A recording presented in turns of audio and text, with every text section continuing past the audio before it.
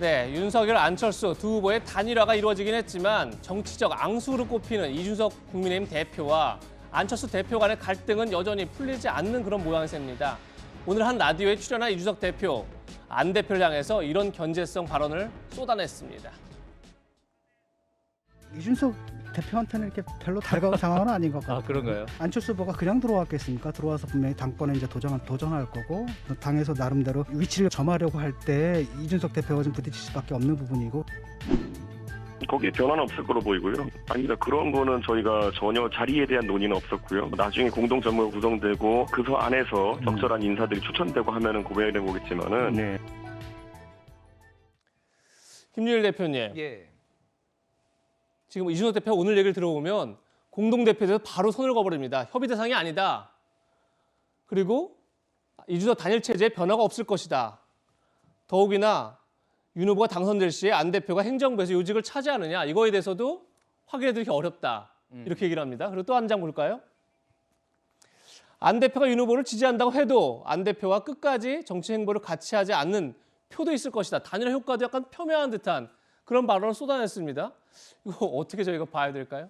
일단 뭐 요직을 차지하는 것에 대해서 확인해드리기 어렵다라는 말은 뭐 쉽게 번역을 하면은 모른다는 얘기예요. 저거는 예, 큰 본인도 의미가 모른다. 없다 그 얘기는. 예, 자신도 모른다는 얘기인데 예. 당 대표쯤 되는데 모른다라고 얘기하면 안 되니까 확인해드리기 어렵다라고 얘기를 한 거고요. 저거는 예. 이제 번역기를 좀 돌려드린 겁니다. 예. 그리고 이준석 단일 체제에는 변화가 없을 것이다라는 거는 이준석 대표의 일관된 스탠스였습니다. 뭐냐면은 당 일은 내가 맡아서 하는 거고, 그리고 대선이나 이거는 후보가 하는 것이다라는 거기 때문에 지금 이것을 당의 일을 지금 안철수 후보가 합당하더라도 할 일은 아니다라는 거고, 그 전에 보면은 흡수합당이라는 용어를 또 썼어요, 정확하게. 예. 그러면서 열린민주당하고 더불어민주당이 합당한 것에 준용해가지고 더 우대를 해드리겠다라는 거는 결과적으로 보면은 주도권을 가지고 가겠다라는 부분은 이제 명확하게 선을 그은 거고, 두 사람의 악연이 끝까지 확인이 되고 있다. 그래서 이게 대선에 만에 하나 승리하더라도 그 이후의 과정이 순탄하지 않을 가능성이 높다라는 거를 지금 확인했다라고 볼 수 있을 것 같아요.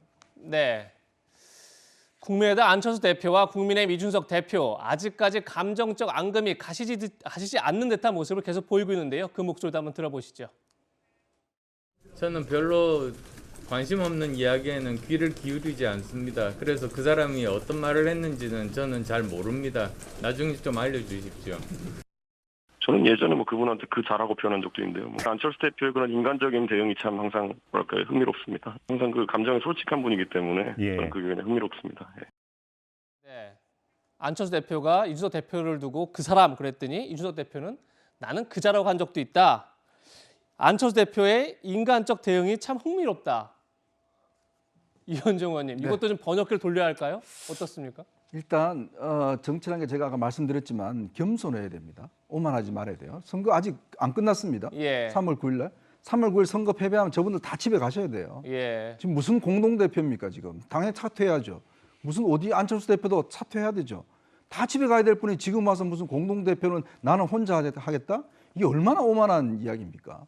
그 뒤에 어떻게 될지 누가 알겠습니까?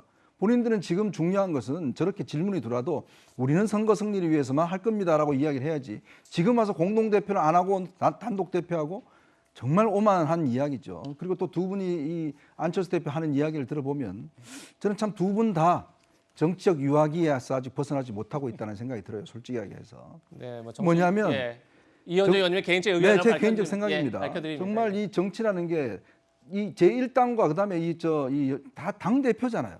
근데 그 사람들 향해서 그 사람, 그분 뭐 이렇게 이야기를 한다는 게 말이 되겠습니까? 지금 같이 또 합당한다고 하는 처지에 아무리 개인적 감정이 있더라도 국민들 앞에 이야기할 때는 저런 식으로 이야기하면 안 되죠.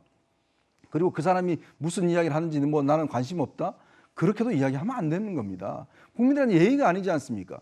다 뒤에 가서 돌아가서 그 사람을 욕하건 말건 간에 국민들 앞에 갔을 때는 당 대표로서 다 대접해야 되는 거 아니겠습니까?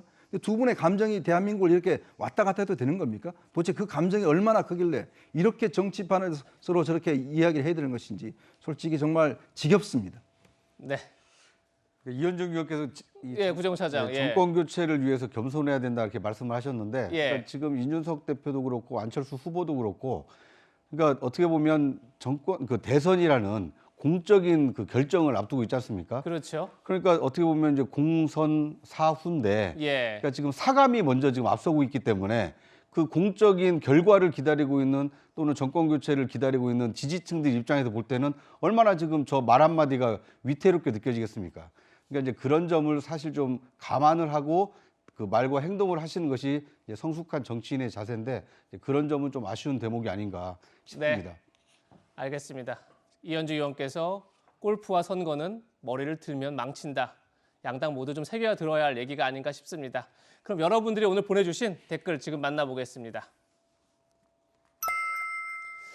투표 잘해야 한다. 진영이 중요한 게 아니다. 여러 말 필요 없고 일꾼을 뽑자. 지당한 얘기인 것 같습니다. 잘못된 선택이 나라의 운명을 바꿉니다. 그 운명은 행사하는 한 표에 달렸습니다. 역시 당연한 얘기인 것 같습니다. 김건희의 빨간 양말에 김혜경은 파란색 양말? 글쎄요. 김혜경 씨가 비공개로 투표를 한다고 해서 모습이 잡힐지 모르겠습니다. 아직까지는.